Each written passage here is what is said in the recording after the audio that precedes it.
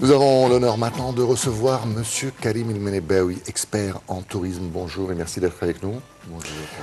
Alors, on a feuilleté un petit peu les articles et on a l'impression que la reprise est toute proche. La reprise du tourisme est toute proche. On nous dit que le potentiel existe en Égypte après le flottement de la livre, les prix très abordables, que le personnel égyptien est très compétent. On a l'impression que ces prochains jours, ces prochaines semaines, peut-être, la reprise du tourisme va venir. Est-ce qu'on a raison ou bien est-ce qu'on est trop optimiste? Heureusement, c'est juste. C'est pas seulement optimiste. La seule chose que vous venez de mentionner, c'est que les prix seront beaucoup moins chers. C'est pas vraiment tout vrai. Ça va être moins cher, mais pas beaucoup. Ça va pas être demi-prix parce que le dollar a sauté de presque 9 à 18. Parce que à peu près 65%, 70% des prix des fournisseurs en Égypte sont en dollars. Ça revient au même. Mais il y a quand même une trentaine de pourcents qui appliquent sur les guides, sur les frais d'entrée qui ne sont pas encore augmentés. Quelques prix de transportation, alors, disons 30% qui va être actuellement réduit, même que les prix des fournisseurs vont augmenter un peu, ça ne va jamais augmenter de 100%. Oui. Alors disons, on aura une baisse de entre 10 à 15%. Le marché n'est pas encore équilibré, mais d'ici à un mois, on estime une baisse de presque 15%. Oui, ça revient, on le voit, on le sent. C'est quelque chose qui a commencé presque il y a 2 mois, mais ça continue à être là. Surtout, ça a commencé actuellement avec le marché américain, qui était un peu bizarre. Ils sont les premiers qui ont mis l'Égypte sur le plan vert.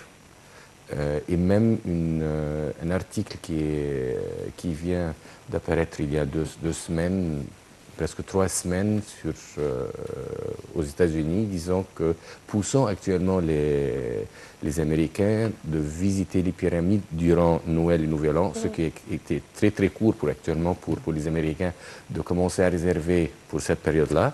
Mais l'article lui-même donne un grand point positif et de ne pas y aller en Europe. C'était un peu bizarre. C'était un peu bizarre, mais le lendemain, les Canadiens ont suivi. Une semaine plus tard, les Anglais ont mis le Caire dans le plan vert, ce qui n'était pas le cas. Et voilà, ça revient. Et on voit qu'on a commencé de recevoir des coups de téléphone, des messages, oui, on veut renouveler le contrat, on veut commencer, ainsi de suite. Malheureusement, les événements qui se sont déroulés il y a 10 jours n'ont pas aidé beaucoup. Oui. Normalement, ça devait être beaucoup plus vite. On devait être quelque part d'autre aujourd'hui, mais ça n'a pas arrêté. Ça a reculé un peu, mais ça n'a pas arrêté. Il continue et on estime le mois de mars, ça va être un beau mois. On ne sera pas back to normal, comme on dit, mais on est là.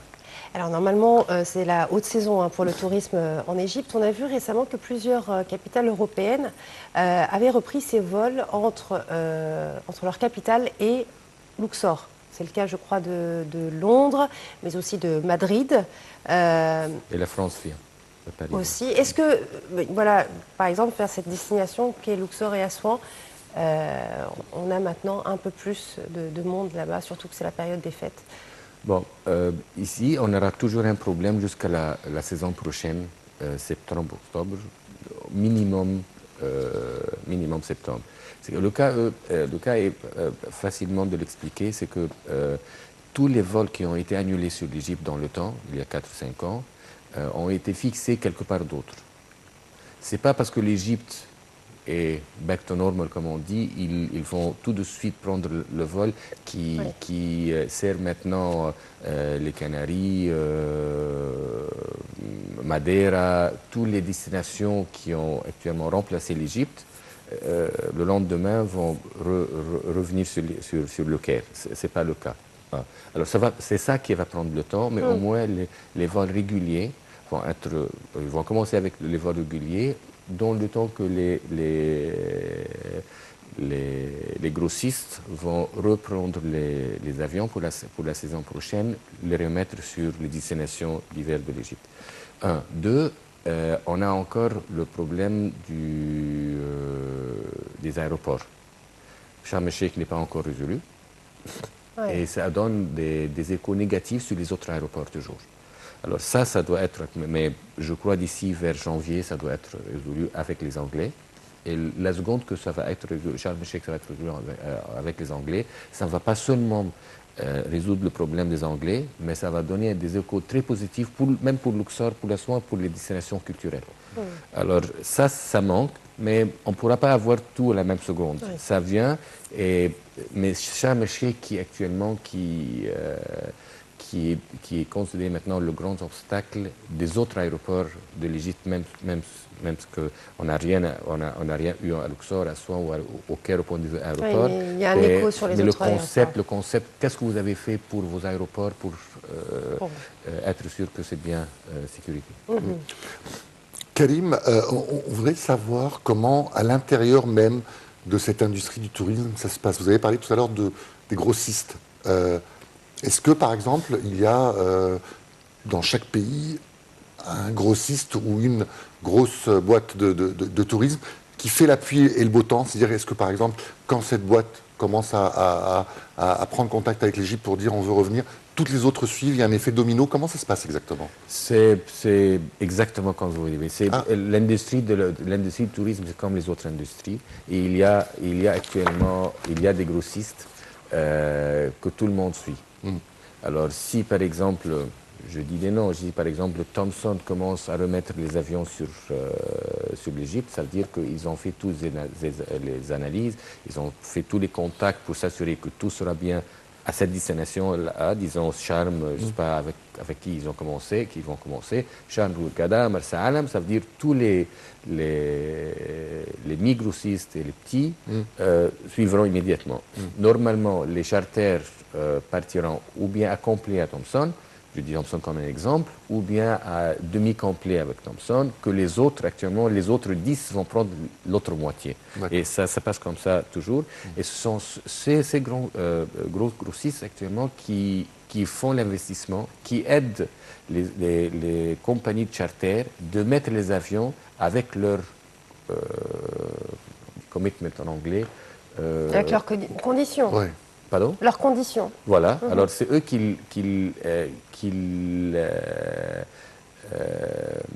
met les premiers 50% pour aider les grossistes des avions ou des charters de mettre les avions sur terre ou sur cette destination. Alors ça passe comme ça dans tous les autres.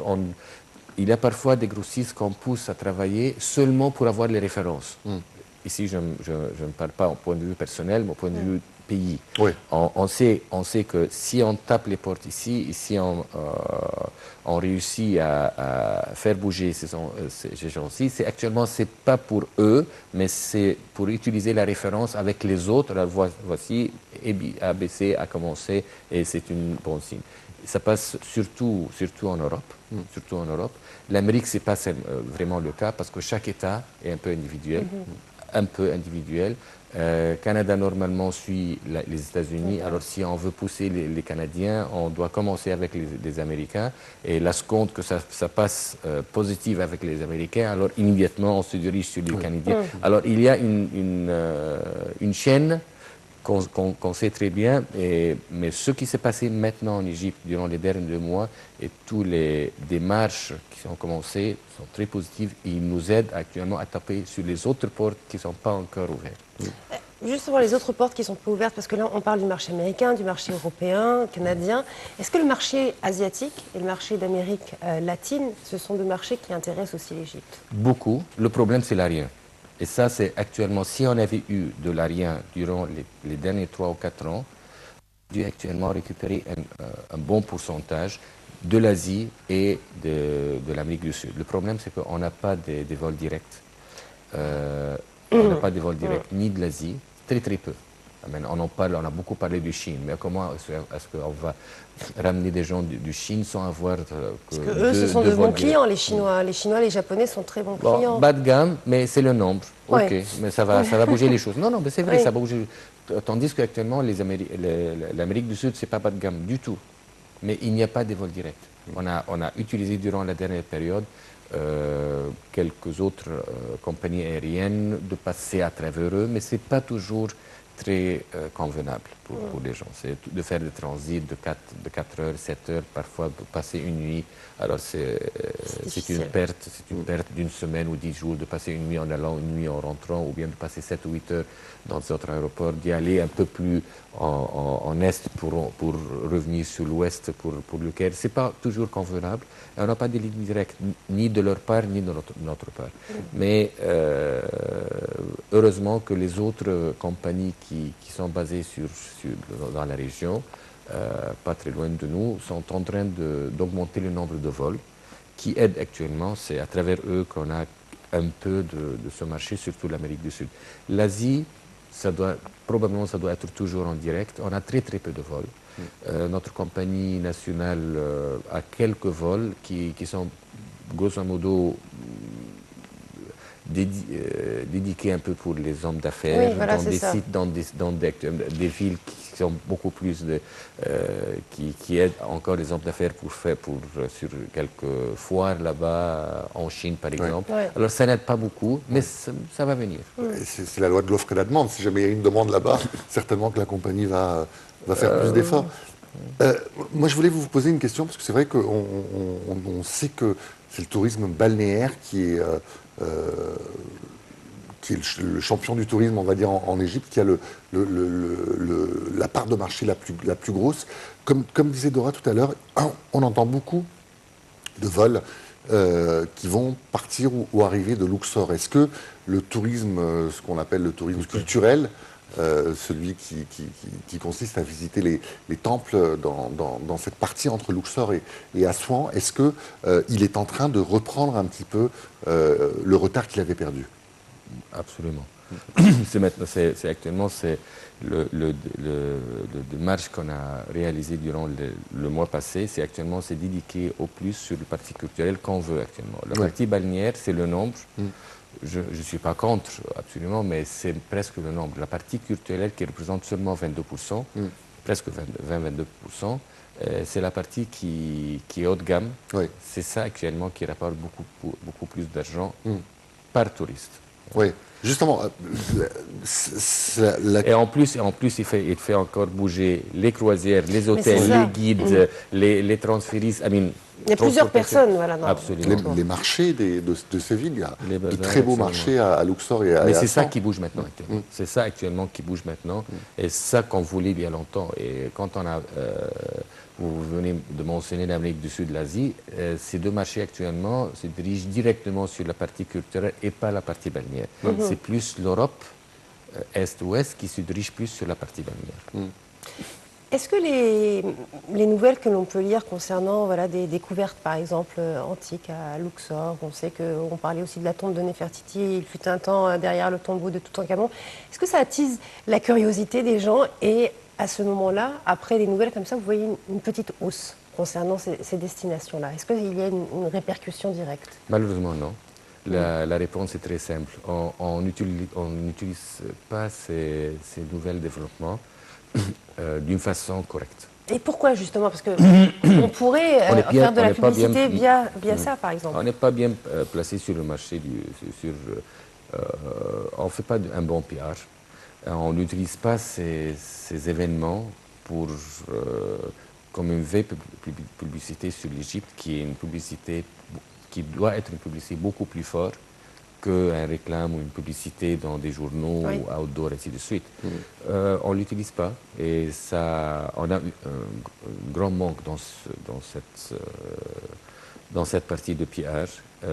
On a eu la compagnie qui a été contractée pour faire le PR du tourisme il y a presque un an. C'est pas leur faute parce que le budget qui a été dédié pour ça actuellement ne touche même pas le PR. ne touche même pas le PR. Alors c'est beaucoup plus dirigé sur les publicités dans le marché, les publicités directes. Le PR, c'est le média, la publicité indirecte qui va faire beaucoup plus d'écho dans ces marchés que d'avoir des pancartes ou des... L'Égypte, c'est le meilleur, mais l'Égypte peut être le meilleure destination. Et le lendemain, vous allez avoir Chypre ou la Grèce ou la Turquie pour faire exactement la même chose. Alors ça, c'est très artificiel et c'est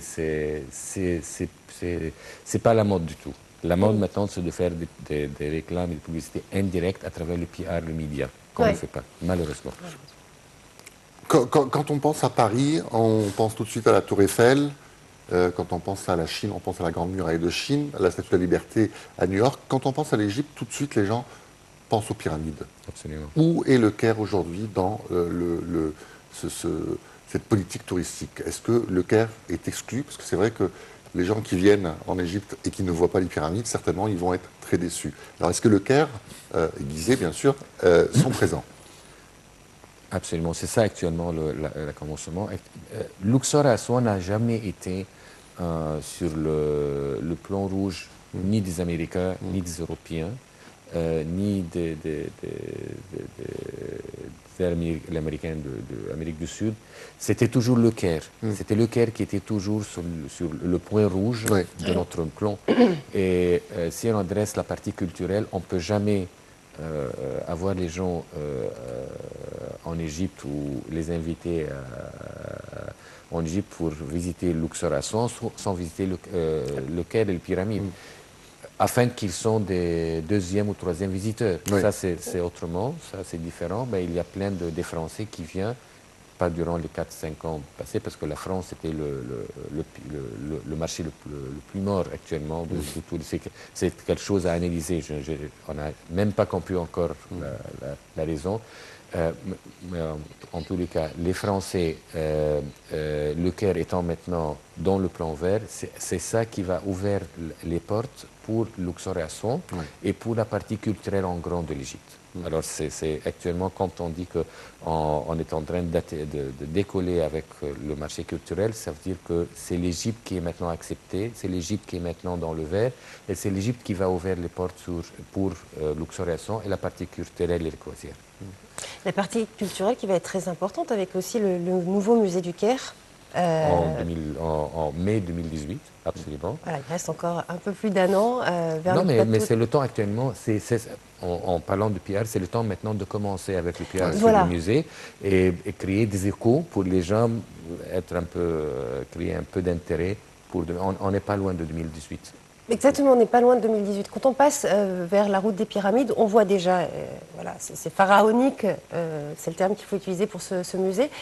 Est-ce que dès maintenant, vous allez essayer, je ne sais pas si le ministère du Tourisme va faire ça, mais de commencer à montrer des vidéos, des images 3D peut-être du musée, de ce que le futur sera pour montrer ça dans des foires, je sais qu'il y a divers salons internationaux sur le tourisme. Le directeur du nouveau musée actuellement est très actif.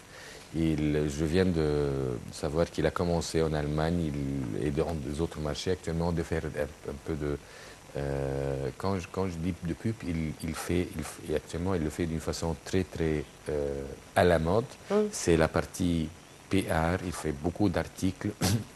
On a des journalistes qui sont arrivés des États-Unis, excusez-moi, des États-Unis il y a 2-3 mois, et qu'ils ont passé dans l'échantillon, ils ont vu mais c'est ça actuellement que les gens veulent voir, parce que ça venait puis dans 3 ou 4 mois des autres photos qui fait voir que bon, c'est mieux qu'il y a de la dernière fois, et de faire voir que ça avance, les opérations ou la construction, et là, ben, oui, ça va être, parce qu'il y a plein des gens des marchés qui ont dit sur le grand musée que ça ne va pas être fini en mai 2018. Actuellement, ça devait être fini 1 an et demi plus tard, et puis le président Sissi a demandé à donner la date en mai 2018, qui est un peu près, mais ils sont en train de le finir, et je crois qu'ils vont le finir pour le deadline.